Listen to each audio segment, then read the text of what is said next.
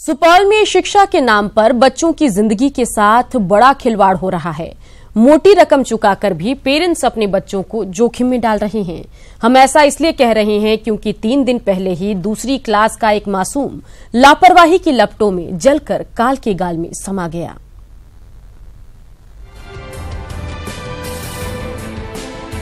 सुपौल के प्राइवेट स्कूलों की ये तस्वीरें सवाल है उस सरकारी सिस्टम का जो खुलते तो हैं बच्चों की तकदीर संवारने के नाम पर, लेकिन असल में वो चिरागों के अरमानों की चिता जला रहे हैं। मासूमों के नाम पर सड़ान सिस्टम का पूरा सच बताएंगे आपको, लेकिन उससे पहले आपको बता दें कि ये सवाल तब उठे हैं जब 15 मार्च की रात सुपौल के त्रिवेणीगंज के नवप्रभात गुरुकुल प्राइवेट स्कूल में झुलसकर एक बच्चे की मौत हो गई। दूसरी क्लास में पढ़ने वाला वो मासूम तो सो गया, लेकिन सुलगा गया वो सवाल जिसका जवाब हर बिहारवासी जानना चाहता है। 15/3 की एक घटना है जब प्रातः 4 बजे त्रिवेणीगंज में एक निजी स्कूल है, विद्यालय है, उसमें आग लग गई, जिसमें कि एक बच्चा पूरी तरह झुलस गया, जिसकी बाद में मृत्यु हो गई।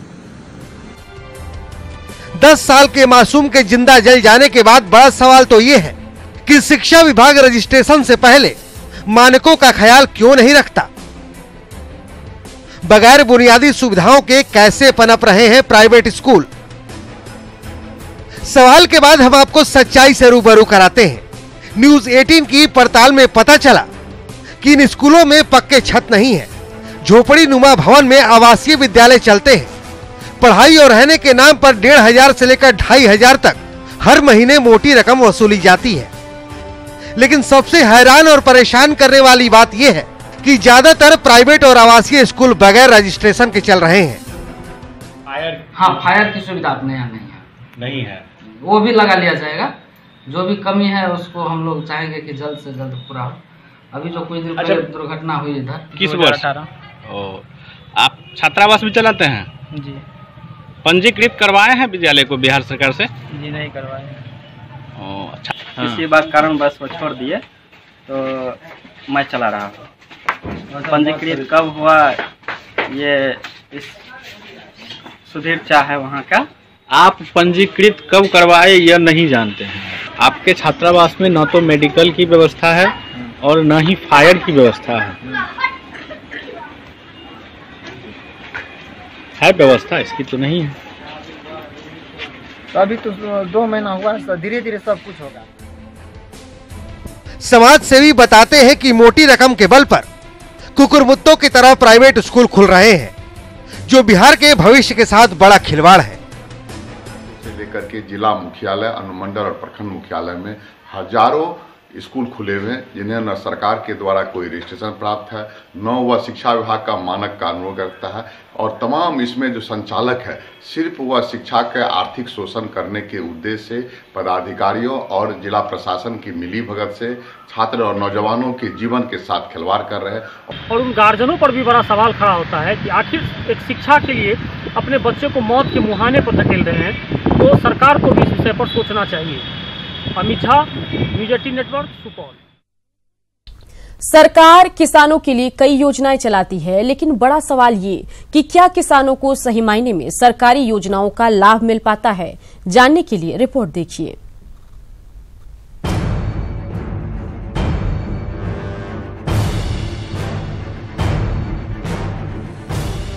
बिहार में करीब 2.25 लाख किसान हैं। सरकार किसानों को डीजल से लेकर बीज तक के लिए अनुदान देने का दावा करती है, लेकिन खुद सरकार के ही आंकड़ों पर भरोसा करें तो विभिन्न योजनाओं के लिए 20 लाख किसानों ने भी आवेदन नहीं किया है।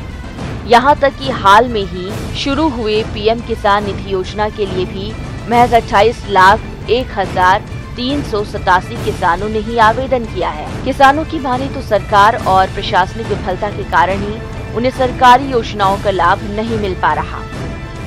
जो किसान खेती करने वाला है, जो बुद्धिजीवी नहीं है, ब्लॉक में नहीं जा पाता है, उसका इसका लाभ नहीं मिलता है। और नेता मंत्री जी अपने कान में तेल डालकर राजधानी पटना में, दिल्ली में सोए हुए रहते हैं। प्रखंड स्तर पर एक काम नहीं हो पाता है।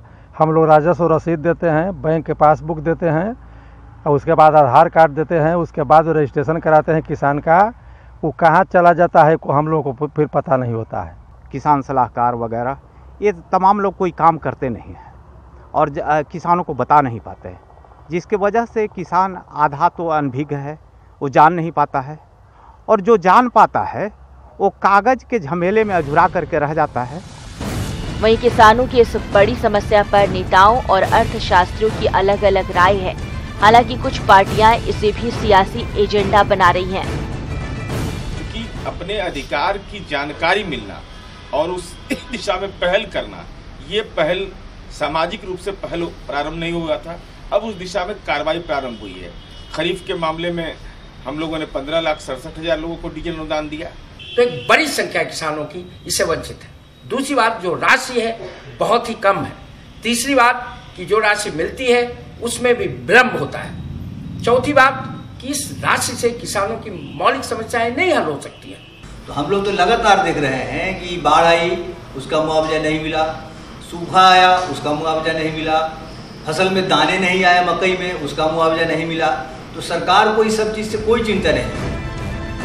किसानों के मुद्दे पर इन दिनों खूब सियासत हो रही है। कोई कर्ज माफी का वादा कर रहा है तो कोई सीधे अकाउंट में कैश ट्रांसफर कर रहा है, लेकिन किसानों के लिए बनी योजनाओं का ही उन्हें लाभ नहीं मिल पा रहा। न्यूज़ 18 के लिए बिहटा से सहयोगी आदित्य के साथ पटना से कुलभूषण की रिपोर्ट। और अब बात अनिल अंबानी की, जिन पर मंडरा रहा जेल जाने का खतरा पूरी तरह से टल गया है। ये खतरा उनके बड़े भाई मुकेश अंबानी और भाभी नीता अंबानी की मदद की वजह से टला। दरअसल रिलायंस कम्युनिकेशन के चेयरमैन अनिल अंबानी ने सुप्रीम कोर्ट की डेडलाइन से पहले ही स्वीडिश कंपनी एरिक्सन को बकाया 459 करोड़ रुपए चुका दिए हैं।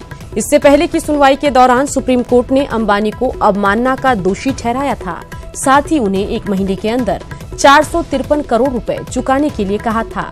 इसमें चूक होने पर कोर्ट ने उन्हें 3 महीने जेल भेजने की बात कही। एरिक्सन के पैसे चुकाए जाने के बाद अनिल अंबानी ने अपने बड़े भाई मुकेश अंबानी और भाभी नीता अंबानी को दिल से धन्यवाद दिया।